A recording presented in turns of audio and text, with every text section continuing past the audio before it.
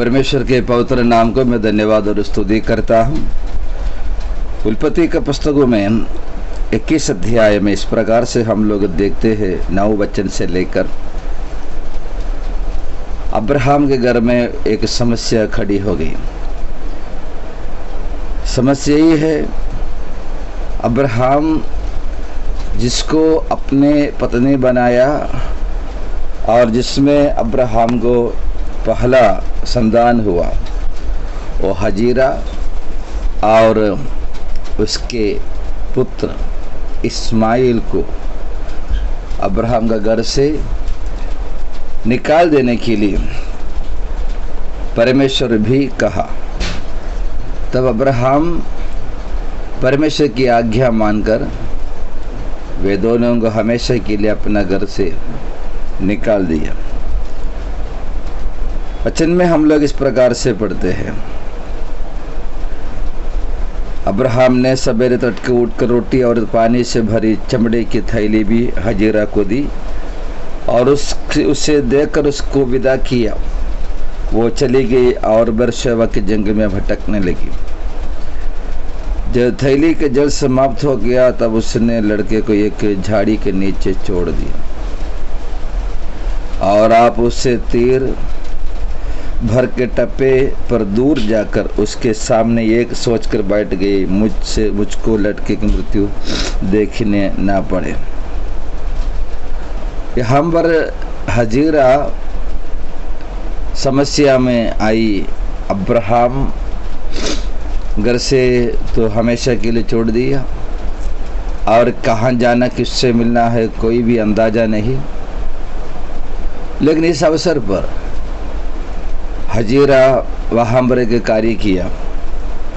वो बड़े निराशा में अब अपने बच्चे को दूर रखकर उसके मन परमेश्वर की ओर उठाया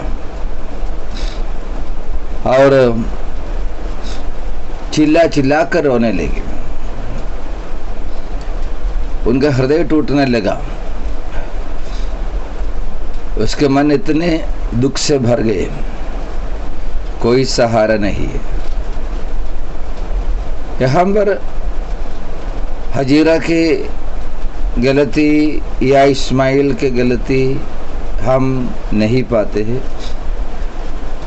लेकिन परमेश्वर ने अब्राहम के लिए जो योजना बनाया वो योजना मानव जाति के लिए पूरा होना था। वो योजना पूरा होने में जो रुकावट बन सकता है इस्माइल, इसलिए इस्माइल को वहाँ से निकाल दिया है। लेकिन परमेश्वर ने हजीरा और उनके बेटा इस्माइल का प्रार्थना सुनकर उनको जो चाहिए था जल की सोता वहाँ पर फूटने के लिए, और परमेश्वर ने उनको भी वादा किया। मैं ये कहना चाहता हूँ, कभी कभी हमारा भी जीवन में अचानक ऐसे समस्या आ जाते हैं जिसके सामने हम एकदम से घबरा जाते हैं।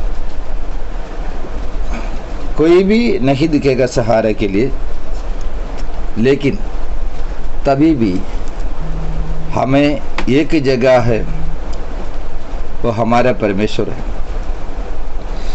हम हमारे परमेश्वर की ओर हमारे आंखें उठाकर दिल से प्रार्थना जब करते हैं, भजन संगीता में हम पढ़ते हैं, टूटा और पिसा हो मन को परमेश्वर कभी इनकार नहीं करता।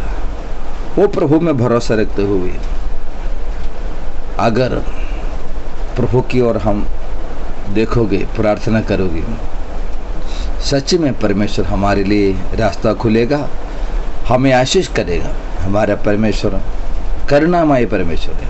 वो प्रभु के अनुग्रह आपके साथ हो, ये मेरी प्रार्थना है।